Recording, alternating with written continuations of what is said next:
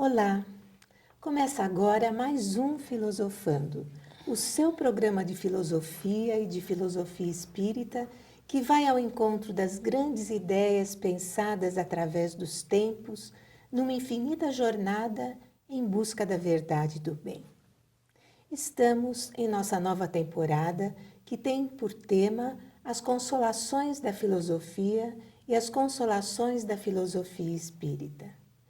E temos aqui o privilégio de contarmos com os conhecimentos da professora Sônia Teodoro da Silva, que é a fundadora do CEF, o Centro de Estudos Filosóficos Espíritas, que você poderá acessar através do nosso portal www.filosofiaespírita.org. Fale também conosco através do facebook.com/ceforg. Olá, querido telespectador, telespectadora, internautas. Nós gostaríamos de convidar vocês todos a pesquisarem e a estudarem a temporada anterior do Filosofando.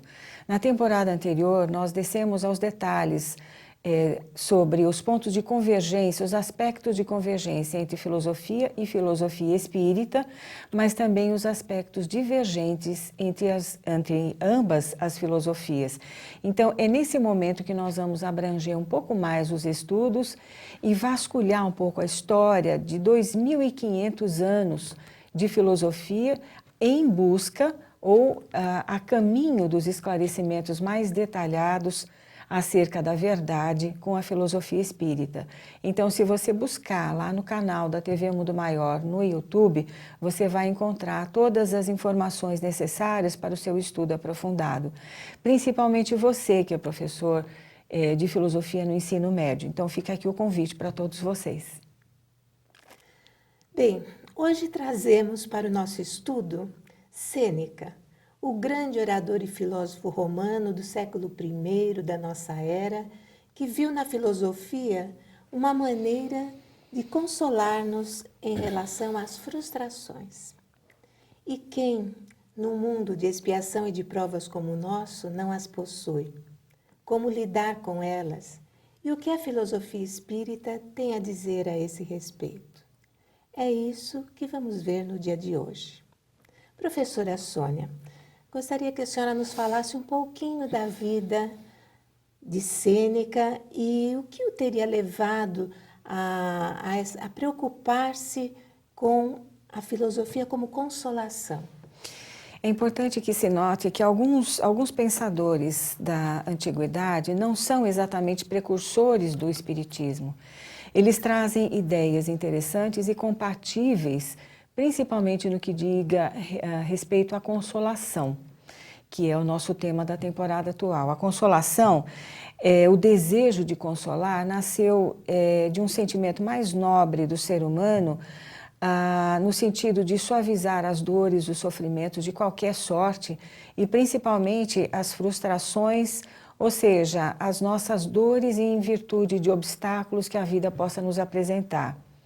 Sêneca, assim como Epicuro e tantos outros, foram mestres na arte de consolar. Sêneca, por si só, também teve uma vida muito atribulada.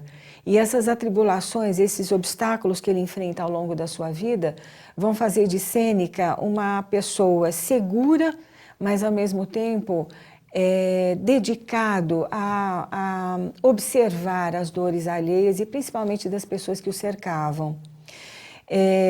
Sêneca falece já numa idade avançada, porém, o momento que ele vive, as companhias com as quais ele teve que conviver dentro do Império Romano, porque ele nasce no século I depois de Cristo, né, e convive com imperadores romanos de uma ausência, muitas vezes ausência de ética moral naqueles tempos, como por exemplo Calígula e principalmente Nero, de quem ele foi preceptor. Naquele instante, então, nós podemos ver todas as dificuldades que Sêneca tem nessa convivência. Inclusive, existem alguns biógrafos de Sêneca que dizem assim, que apesar dele ser adepto da filosofia estoica, da filosofia que visava uma vida mais serena dentro de uma frugalidade de existência, valorizando somente valores morais e éticos, mas ele estava imerso na corte de Nero. E os seus biógrafos dizem que essa incompatibilidade das suas crenças, das crenças de Sêneca com a sua vida dentro da corte, quer dizer mais ou menos assim, ele falava de ética, falava de moral, falava de consolação, mas ele pouco vivia essa pregação. Mas nós precisamos entender que o momento que ele vive é um momento de grande dramaticidade, principalmente no Império Romano. Eu vou parar por aqui, porque a história dele é muito extensa e eu pretendo abordar ao longo da nossa conversa sobre ele. Teríamos muito a falar sobre Sêneca, né? Um homem que tanto conviveu com imperadores, como depois passou 8 anos exilado numa ilha, que é a ilha de Córcega.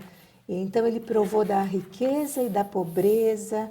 Ele mais do que ninguém, ele pode falar-nos sobre frustrações. Mas nós vamos fazer um breve intervalo e voltaremos já já para falarmos também das emoções que acompanham as frustrações.